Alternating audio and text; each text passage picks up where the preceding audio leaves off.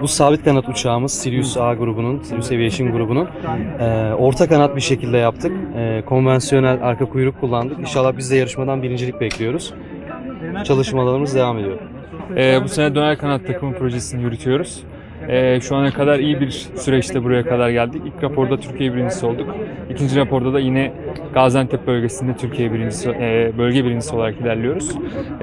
Aracımızda şu ana kadar yaptığımız testlere dayanarak söylüyorum. Son derece başarılı bir araç var. Görevleri başarıyla tamamlayabiliyoruz şu an. Estetik önemli. Her şey, denge önemli. Hayat denge önemli.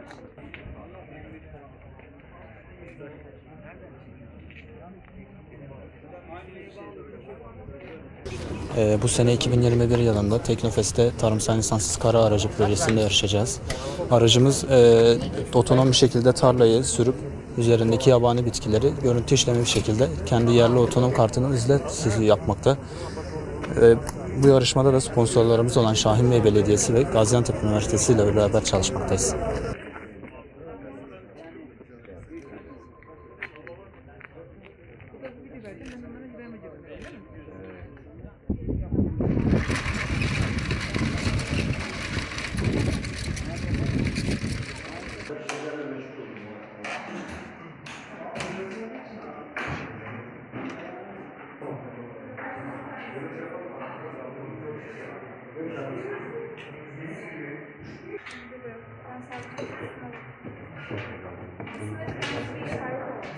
Yani yarışma esnasında 73 Şubat yaklaşık, bu da yaklaşık 100 kilometredir. 1250 TL'ye tekabül ediyor. Yani ortalama yakma şeyi. Bataryasını kontrol ediyorlar. Sonra mekanik kısmında bir sıkıntı var mı onlara bakıyorlar. Daha sonrasında görüntü.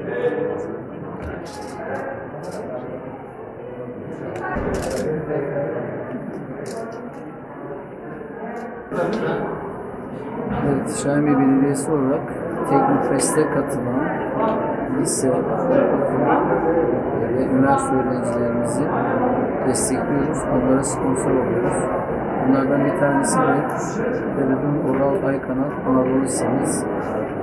Bu okulumuzun öğrencileri elektrikli araba alanında bir çalışma yaptılar.